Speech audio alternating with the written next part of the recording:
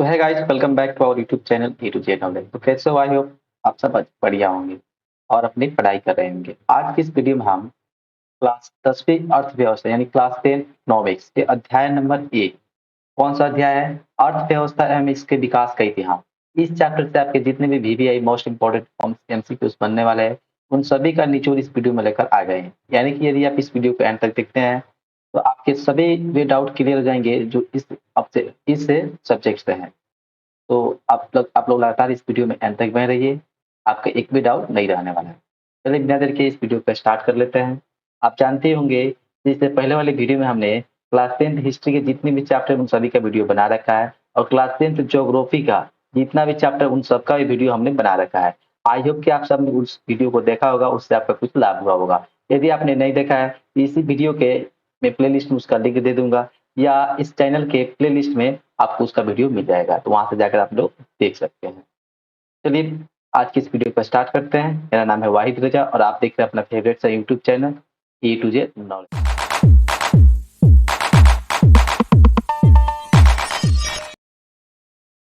देखिए, सबसे first number question हमारे पास यहाँ से आ रहा है इस प्रकार से। ठीक है, यहाँ पर थोड़ा इरेज कर देते हैं, यहाँ से कुछ हो गया।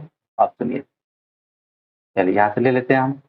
अब हमारा क्वेश्चन यहाँ पर आएगा। ठीक है, अब क्या कीजिए, आप क्वेश्चन पढ़िए, उसका ऑप्शन भी पढ़िए, उसके अनुसार आपका जो ऑप्शन लगे वो आप आंसर कीजिए और अपना मिलाते जाइए कितना आप इसमें से रिवाइज कर रहे हैं। समझिए ये वीडियो जो जितना भी हमने वीडियो बना रखा है, ये सभी समझिए रिवाइज के तौर पर आपकी वीडियो रखा है। इससे आपका रिवाइज हो जाएगा और आपको मालूम भी चलेगा आपने कितना अभी याद करने की आवश्यकता है, कितना पढ़ने की आवश्यकता है। चलिए इसको पढ़ते हैं। क्या कर रहा है आपके इकोनॉमिक्स के प्रथम चैप्टर, मानव विकास की दृष्टि से भारत के पड़ोसी देशों में किस देश की आर्थिक स्थिति इससे बेहतर है? यानी भारत भारत के जितने भी पड़ोसी देश है उनमें से किसका स्थिति आर्थिक स्थिति इकोनॉमिक कंडीशन किसका अच्छा है? बताना है यहाँ पर ऑप्शन में बांग्लादेश, नेपाल, म्यांमार, श्रीलंका। तो बताइए फटाफट से इसका आंसर क्या हो जाना चाहिए? चलिए बताते हैं, इसका राइट आंसर हो जाएगा ऑप्शन नंबर डी। ठीक है, option D will be the right, यानी कि श्रीलंका इसका राइट आंसर हो जाएगा। तो चलिए नेक्स्ट देखते हैं।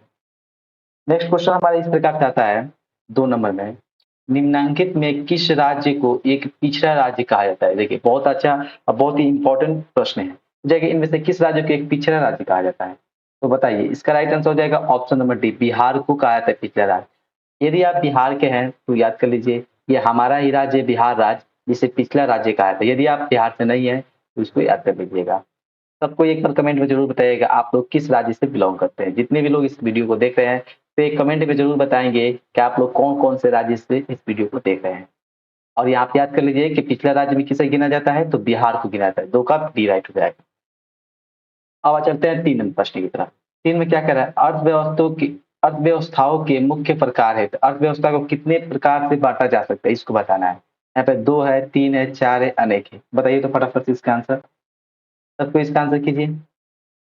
तो देखिए इसका राइट आंसर हो जाएगा ऑप्शन नंबर बी। ठीक है, अर्थव्यवस्था को 3 प्रकार से बांटा जा सकता है, इसका राइट आंसर बी हो जाएगा। चलिए नेक्स्ट देखते हैं हमारा 5 में क्या करें, सम्यक विकास की प्रक्रिया संबंधित है। क्या कौन सा विकास? सम्यक विकास। याद कर लीजिए, सम्यक विकास की प्रक्रिया इनमें से किससे संबंधित है? उच्च वर्ग से, कि निम्न वर्ग से, कि सभी वर्ग से, नॉन ऑफ दिस, इनमें से कोई नहीं।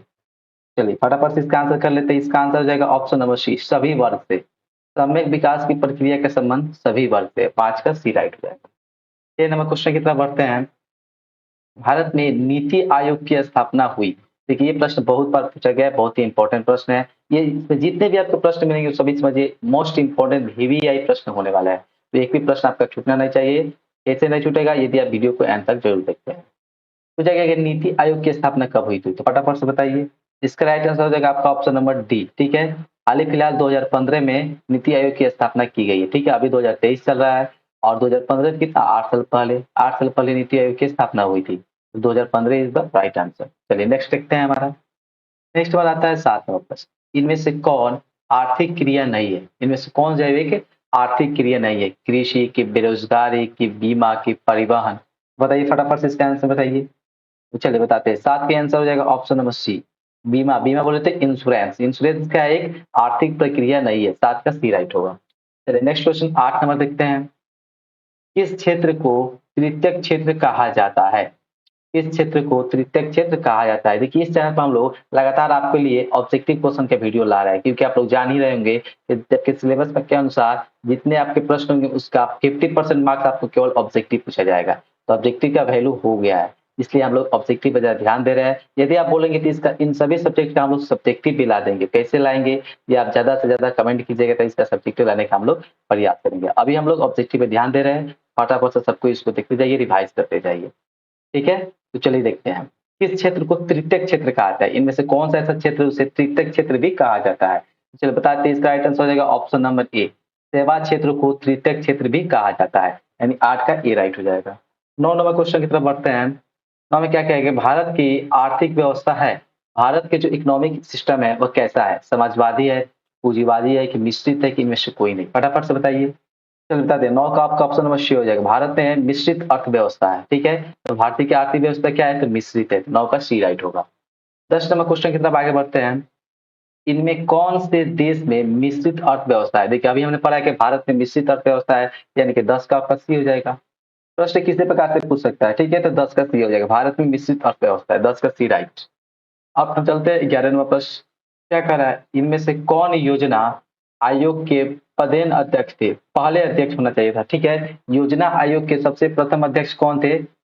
पदेन क्या थे? प्रधानमंत्री, योजना मंत्री, राष्ट्रपति, इनमें से कौन? पूछा गया कि इनमें से कौन योजना आयोग के पदेन अध्यक्ष होते हैं? कौन होते हैं? पदेन आयोग के अध्यक्ष, योजना आयोग के अध्यक्ष कौन होते हैं हमको बताना है। तो 11 का आपका ऑप्शन नंबर ए हो जाएगा। योजना आयोग के अध्यक्ष प्रधानमंत्री होते हैं, ठीक है? ए विल बी द राइट, 11 के ए राइट हो जाएगा। अब नेक्स्ट क्वेश्चन यानी कि 12 नंबर प्रश्न की बात करें तो पूछ रहा है कि डेबिट कार्ड संबंधित है। डेबिट कार्ड बताइए, डेबिट कार्ड आपने देखा होगा, जो हम लोग एटीएम लेके घूमते हैं उसी को डेबिट कार्ड बोलते हैं। तो डेबिट कार्ड इनमें से किससे संबंधित है?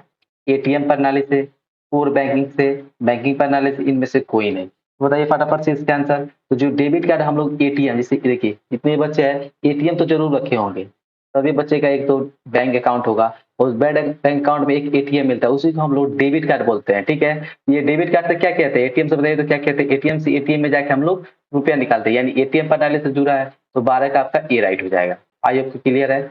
चलिए नेक्स्ट रखते हैं।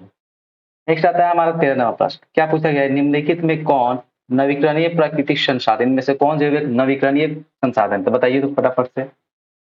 फटाफट से सबको अपना आंसर कर लीजिए। इसका राइट आंसर ऑप्शन डी हो जाएगा। भूमिगत जल जो है वह नवीकरणीय प्राकृतिक संसाधन है, ठीक है? नवीकरणीय प्राकृतिक संसाधन, 13 का डी राइट हो जाएगा। 14 नंबर प्रश्न की तरफ देखते हैं। भारत में योजना आयोग का गठन कब किया गया था?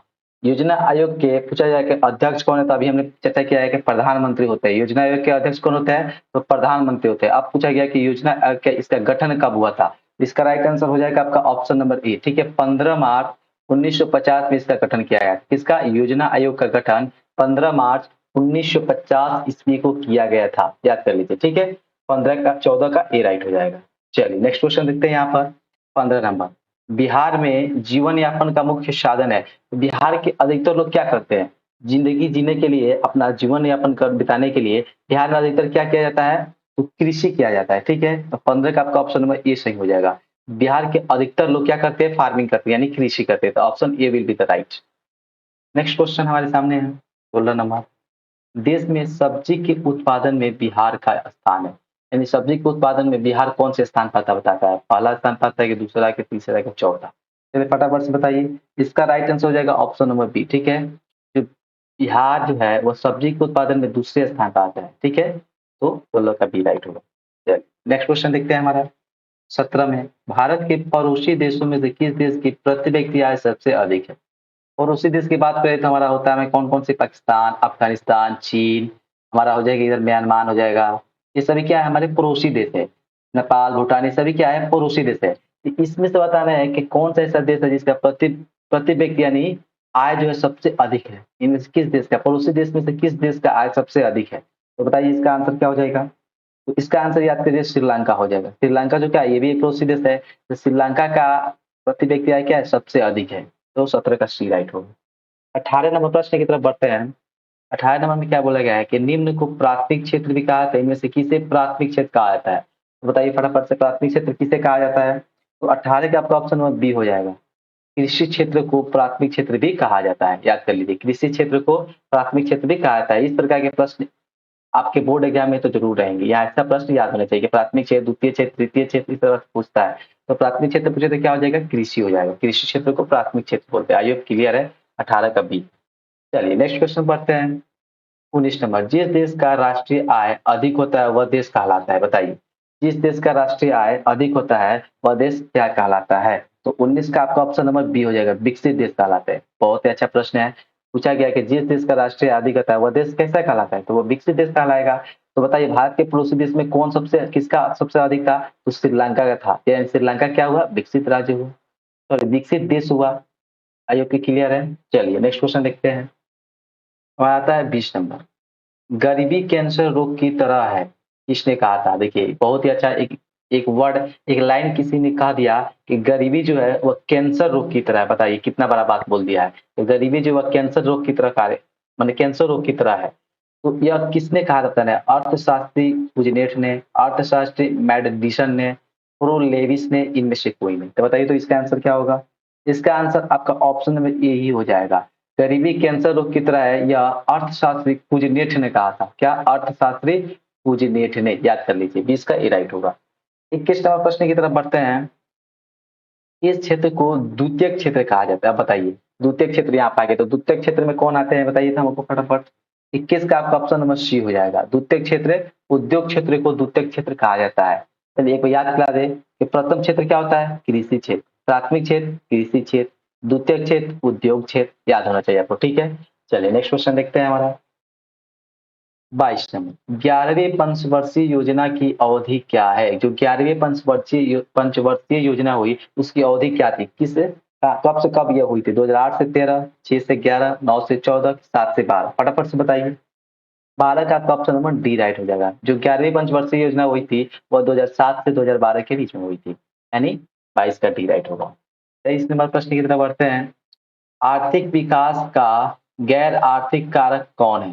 ठीक है, यहाँ पर 23 होना चाहिए, यहाँ पर 13 हो गया है, ये होगा 23। आर्थिक विकास का गैर आर्थिक कारण क्या है हमको बताना है। बताइए बताइए फटाफट से। तो 23 का आपका ऑप्शन नंबर बी हो जाएगा, सामाजिक संस्थाएं। सामाजिक संस्थाएं जो है वो आर्थिक विकास का गैर आर्थिक कारक है। चलिए नेक्स्ट क्वेश्चन देखते हैं। नेक्स्ट क्वेश्चन 24 नंबर, जीवन की भौतिक गुणवत्ता का सूचक है। भौतिक गुणवत्ता का सूचक इनमें से कौन बताना है हमको? ठीक है, जीवन की भौतिक गुणवत्ता का सूचक इनमें से कौन है? तो 24 का आपका ऑप्शन नंबर डी राइट हो जाएगी। ये सभी, ये जितने भी बात आपको दिया गया है जिसमें जीवन, जीवन प्रत्याशा, शिशु मृत्यु दर, मौलिक साक्षरता, ये सभी क्या है? जीवन की भौतिक गुणवत्ता के सूचक है। 24 का डी राइट होगा। चलिए चलते हैं 25 नंबर प्रश्न की तरफ। अत्यधिक जनसंख्या वृद्धि से आर्थिक विकास की गति, देखिए हमारी जनसंख्या जो बढ़ रही है उससे हमारे आर्थिक विकास पर क्या प्रभाव हो रहा है? तीव्र हो रही है, बढ़ रही है, कि सामान्य रहती है, कि मंद हो रही है, यानी कम हो रही है, कि कुछ भी नहीं होता? बताइए तो। जब हमारा जनसंख्या बढ़ेगा तो क्या होगा? आर्थिक विकास की स्थिति कैसी होगी? बताइए फटाफट से। 25 का आपका ऑप्शन सी हो जाएगा, मंद हो जाएगा। ठीक है, यानी धीरे धीरे खत्म हो रहा है, यानी कम होता जा रहा है। जब हमारा जनसंख्या बढ़ेगा तो हमारी आर्थिक स्थिति भी खराब होती जाएगी। इकोनॉमिक सिस्टम क्या होगा? खत्म होता जाएगा, कम होता जाएगा, यानी मंद हो जाएगा। जनसंख्या बढ़ेगी तो कम हो जाएगा। तो 25 का सी राइट होगा। अब हम चलते हैं 26 नंबर प्रश्न के साथ। एक अर्थव्यवस्था का सृजन होता है, एक अर्थव्यवस्था का सृजन कैसे होता है? प्राकृतिक संसाधन से, के भौतिक संसाधन से, के मानवीय संसाधन से, कि इनमें से सभी संसाधनों से? बताइए तो फटाफट से। एक अर्थव्यवस्था का सृजन कैसे होता है? सब कोई फटाफट से बताओ तो। सबको बताओ। 26 का आपका ऑप्शन नंबर डी हो जाएगा। देखिए इसके में डी हो जाएगा। इनमें से सभी, इनमें से सभी वाले जितने भी प्रश्न होंगे उन सभी को आपको याद करना पड़ेगा। इन सभी कारणों को याद करना पड़ेगा कि एक अर्थव्यवस्था का सृजन कैसा होता है। तो प्राकृतिक संसाधन से भी होता है, भौतिक संसाधन से भी होता है, मानवीय संसाधन से भी होता है। प्राकृतिक, भौतिक, मानवीय, इन तीनों संसाधनों से अर्थव्यवस्था का सृजन होता है। ये आपको मालूम होना चाहिए। 26 का डी होगा। चलिए 27 नंबर, राष्ट्रीय विकास परिषद का गठन हुआ था। बताइए राष्ट्रीय विकास परिषद का गठन कब हुआ? इसका गठन कब किया गया था? तो 27 का आपका ऑप्शन नंबर बी हो जाएगा। 1952 ईस्वी में राष्ट्रीय विकास परिषद का गठन हुआ था। 27 का बी राइट हो जाएगा। नेक्स्ट क्वेश्चन हमारा आता है 28 नंबर, किस अर्थव्यवस्था में उत्पादन के साधनों पर किसी व्यक्ति या निजी संस्था का अधिकार होता है? कौन सी अर्थव्यवस्था में उत्पादन के साधनों पर किसी व्यक्ति या निजी संस्था का अधिकार रहता है? बताइए फटाफट से। चलिए बताते हैं 28 का आपका ऑप्शन नंबर ए सही हो जाएगा। पूंजीवादी अर्थव्यवस्था में, पूंजीवादी अर्थव्यवस्था में क्या होता है, उत्पादन के साधनों पर निजी व्यक्ति का अधिकार रहता है। 28 का ए राइट हो जाएगा। चलिए नेक्स्ट क्वेश्चन आता है हमारा 29 नंबर प्रश्न। भारत की प्रथम पंचवर्षीय योजना का कार्यकाल था, यानी जो प्रथम पंचवर्षीय योजना हुआ था वह कब हुआ था हमको बताना है, कब से कब हुआ था। तो 29 का आपका ऑप्शन बता दें क्या हो जाएगा, बी हो जाएगा। 29 का बी राइट हो जाएगा। 1951 से 1956 के बीच में हुआ था प्रथम पंचवर्षीय योजना। ठीक है, चलिए आई होप क्लियर है। चलिए नेक्स्ट देखते हैं। नेक्स्ट आता है हमारा 30 नंबर। एक समाजवादी अर्थव्यवस्था में सर्वाधिक बल दिया जाता है।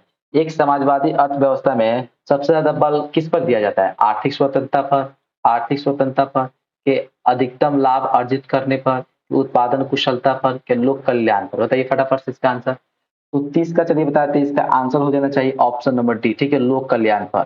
समाजवादी अर्थव्यवस्था में सबसे ज्यादा किस पर बल दिया जाता है, तो लोक कल्याण पर बल दिया जाता है। 30 का डी राइट हो जाएगा। चलिए 31 नंबर प्रश्न आता है हमारे सामने। निम्नलिखित में कौन मिश्रित अर्थव्यवस्था की विशेषता है। इनमें से कौन जो है मिश्रित अर्थव्यवस्था की विशेषता रखता है, निजी क्षेत्र या सार्वजनिक क्षेत्र, ए एवं बी दोनों की इनमें से कोई नहीं। फटाफट से बताइए इसका आंसर। चलिए 31 का आपका ऑप्शन नंबर सी हो जाएगा। सी बोले तो निजी क्षेत्र सार्वजनिक क्षेत्र दोनों किस में आते हैं, तो मिश्रित अर्थव्यवस्था में आते हैं। 31 का सी राइट हो जाएगा। चलिए 32 नंबर प्रश्न की तरफ बढ़े। कह रहा है बिहार एक राज्य है। बिहार कैसा राज्य है, बिहार क्या करता है कि उद्योग, सॉरी यहाँ पर थोड़ा पीछे चलते हैं। पूछा है कि बिहार कैसा राज्य है, उद्योग प्रधान है, कि पशुपालन प्रधान है, कि खरीद प्रधान है, कि कृषि प्रधान है। तो हम लोग जानते हैं कि बिहार जो राज्य है वो एक पिछड़ा राज्य है और बिहार में सबसे ज्यादा क्या किया जाता है, कृषि किया जाता है, यानी कि फार्मिंग की जाती है। यानी 32 का आपका ऑप्शन नंबर डी हो जाएगा, कृषि प्रधान। बिहार जो है कृषि प्रधान राज्य है। 32 का डी राइट होगा। नेक्स्ट क्वेश्चन देखते हैं हमारा 33 नंबर। स्वतंत्रता प्राप्ति के बाद भारत की मुख्य आर्थिक उद्देश्य है। जब हमें स्वतंत्रता मिल गई उस समय भारत का मुख्य आर्थिक उद्देश्य क्या था, तीव्र आर्थिक विकास करना, कि उत्पाद रोजगार सृजन करना, कि निर्धनता निवारण करना, कि उपयुक्त सभी। फटाफट से बताइए तो इसका आंसर। तो 33 का आपका ऑप्शन नंबर डी हो जाएगा। ठीक है, क्या हो जाएगा, तीव्र आर्थिक विकास करना भी था, उत्पादन रोजगार सृजन करना था, निर्धनता निवारण भी करना था। ये तीनों कारण, ये तीनों क्या थे, मुख्य उद्देश्य थे स्वतंत्रता प्राप्ति के बाद। 33 का डी राइट होगा। चलिए 34 नंबर प्रश्न की ओर बढ़ते हैं। बिहार के आर्थिक पिछड़ेपन का प्रमुख कारण क्या है। बिहार के, बिहार को बोला जाता है पिछला राज्य। तो पिछला राज्य किस कारण बोला जाता है, चलिए देखते हैं। जनसंख्या में तीव्र वृद्धि के कारण, कि कृषि पर अत्यधिक जनभार के कारण, के बाढ़ एवं सूखा का प्रकोप, तो उपयुक्त सभी। इनमें से कौन ऐसा कारण है जिसके कारण बिहार को पिछला राज्य बोला जाता है, फटाफट से बताइए। चलिए बताते हैं, इसका right answer option number D हो जाएगा। ये सभी कारण के कारण बिहार को पिछला राज्य रहता है। जिसमें बिहार में सबसे ज्यादा क्या हो रही है, जनसंख्या तीव्र गति से बढ़ रही है, इसका भी कारण हो सकता है। कृषि पर अत्यधिक, यानी बिहार के जितने भी लोग हैं सबसे ज्यादा कृषि पर ही आधारित है, सब कोई कृषि ही करता है अधिकतर। बाढ़ में सूखा बहुत ज्यादा पड़ता है, बाढ़ सूखा, यानी कभी क्या होता है ज्यादा बाढ़ हो जाता है तो कभी क्या होता है सूखा पड़ जाता है। इसके कारण बिहार को पिछला राज्य बोला जाता है। ये तीनों कारण हो जाएगा, यानी 34 का डी राइट हो। चलिए 35 नंबर देखते हैं। 35 में क्या प्रश्न बोल दिया, आर्थिक विकास की माप के लिए सबसे उपयुक्त सूचकांक है। आर्थिक विकास की माप करने के लिए कौन सा सूचकांक सबसे उपयुक्त है, राजकीय आय, के प्रति व्यक्ति आय, के राजनैतिक स्थिति, इनमें से कोई नहीं। फटाफट से बताइए इसका आंसर। तो इसका आंसर हो जाएगा ऑप्शन नंबर बी। ठीक है, आर्थिक विकास की माप करने के लिए हम क्या करते हैं, ये देखते हैं कि किसकी प्रति व्यक्ति आय सबसे अधिक है। जिसका अधिक है वह विकसित राज्य कहलाएगा, जिसका अधिक नहीं है वह अविकसित हो जाएगा। तो इसके लिए हम लोग प्रति व्यक्ति आय का प्रयोग करते हैं। 35 का बी राइट होगा। 36 नंबर देखते हैं प्रश्न। ठीक है, बिहार के जमशेदपुर में लोहा एवं इस्पात के कारखाने की स्थापना हुई थी। बिहार के जगह क्या है, बिहार का कोई शहर है जमशेदपुर, यहाँ पर लोहा एवं इस्पात का कारखाना खोला गया था। बताना है ये कारखाना कब खोला गया था, ये सन हमको बताना है। तो 36 का आपका बता दें क्या हो जाएगा, ऑप्शन नंबर सी हो जाता। लोहा एवं इस्पात के कारखाने जमशेदपुर में कब खोले गए, तो 1907 ईस्वी में खोले गए, याद कर लीजिए। 36 का सी राइट होगा। 37 नंबर प्रश्न की तरफ हम बढ़ते हैं। तो निम्नलिखित में कौन सा देश विकसित अर्थव्यवस्था का उदाहरण है, बताइए इनमें से कौन सा देश है जो सबसे अधिक विकसित है। ये भी प्रश्न पूछ देता है। ठीक है, इसका राइट आंसर हो जाएगा आपका ऑप्शन नंबर ए। अमेरिका जो है सबसे विकसित राज्य है। 37 का आपका ऑप्शन नंबर ए राइट हो जाएगा। आई होप कि आपको याद होगा, अमेरिका जो है सबसे विकसित राज्य है। और भारत के पड़ोसी देश की बात किया जाए तो श्रीलंका है। ठीक है, चलिए देखते हैं नेक्स्ट। नेक्स्ट में हमारा क्या आता है 38 में। अविकसित देशों की कार्यशील जनसंख्या का अधिकांश भाग संलग्न है। अविकसित देश यानी विकसित नहीं है। अविकसित देश के कार्यशील जनसंख्या का अधिकांश भाग संलग्न है। किस पर संलग्न है? तो प्राथमिक क्षेत्र में आता है, औद्योगिक क्षेत्र में आता है कि सेवा क्षेत्र में, कि इनमें से कोई नहीं। तो जितने भी अविकसित देश है उनमें कहता है ये जनसंख्या का अधिकतर भाग कहाँ पर संलग्न है? तो 38 का चलिए बताते हैं, इसका ऑप्शन ए हो जाएगा, प्राथमिक क्षेत्र में आते हैं। ठीक है, प्राथमिक क्षेत्र में क्या आता है? कृषि आता है, ये भी मालूम होना चाहिए। चलिए 38 का हो गया हमारा ए। 39 में आता है हमारा, इस प्रकार का क्वेश्चन है हमारा 39 नंबर। बिहार में किस प्रकार की फसलों का उत्पादन होता है? बिहार हमारा राज्य है, यहाँ पे सबसे ज्यादा कौन सी फसलें उगाई जाती है? खाद्य फसलें की, व्यावसायिक फसलें की, एवं दोनों की में से कोई? फटाफट से सबको बताइए 39 का आंसर। चलिए इसका आंसर देते हैं, ऑप्शन नंबर सी हो जाएगा। बिहार में सबसे ज्यादा खाद्य फसलें और व्यावसायिक फसलें, इन दोनों फसलों का उत्पादन सबसे ज्यादा किया जाता है। तो 39 का सी राइट होगा। 40 नंबर प्रश्न देखते हैं, निम्नलिखित में किस क्षेत्र को प्राथमिक क्षेत्र कहा जाता है? तो अभी हमने बताया है कि कृषि क्षेत्र को प्राथमिक क्षेत्र बोला जाता है, यानी 40 का बी राइट हो जाएगा। यदि पूछा जाए कि द्वितीय क्षेत्र किसे कहा जाता है, तो उद्योग क्षेत्र को हम लोग द्वितीय क्षेत्र कहते हैं। ठीक है, 40 का यहाँ पे याद कीजिए कि प्राथमिक क्षेत्र कृषि क्षेत्र को बोला जाता है। 40 का बी होगा। 41 नंबर प्रश्न की तरफ बढ़ते हैं। आर्थिक संरचना का एक मुख्य अंग है। आर्थिक संरचना का एक मुख्य अंग इनमें से क्या है? तो ये शिक्षा है कि स्वास्थ्य सेवाएं है कि यातायात एवं संचार है कि इनमें से कोई नहीं है? तो 41 का आपका ऑप्शन नंबर सी हो जाएगा। आर्थिक संरचना का एक मुख्य अंग यातायात एवं संचार है। 41 का सी राइट हो जाएगा। चलिए नेक्स्ट क्वेश्चन की तरफ बढ़ते हैं। तो 42 नंबर प्रश्न क्या पूछा गया कि आर्थिक क्रियाओं का उद्देश्य होता है। आर्थिक क्रियाओं का उद्देश्य क्या होता है? जीवनोपार्जन, मनोरंजन एवं भी दोनों, इनमें से कोई नहीं। ठीक है, तो 42 का आपका ऑप्शन में क्या हो जाएगा? ए राइट हो जाएगा। आर्थिक आर्थिक क्रियाओं का उद्देश्य क्या होता है? जीविकोपार्जन यानी जीविकोपार्जन। तो 42 का आपका ऑप्शन नंबर ए राइट हो जाएगा। चलिए नेक्स्ट क्वेश्चन की तरफ बढ़ते हैं। 43 नंबर, पशुपालन एवं मत्स्य पालन किस क्षेत्र के अंग है? यानी कौन से क्षेत्र में पशुपालन और मत्स्य की यानी मानी मछली के पालन किया जाता है?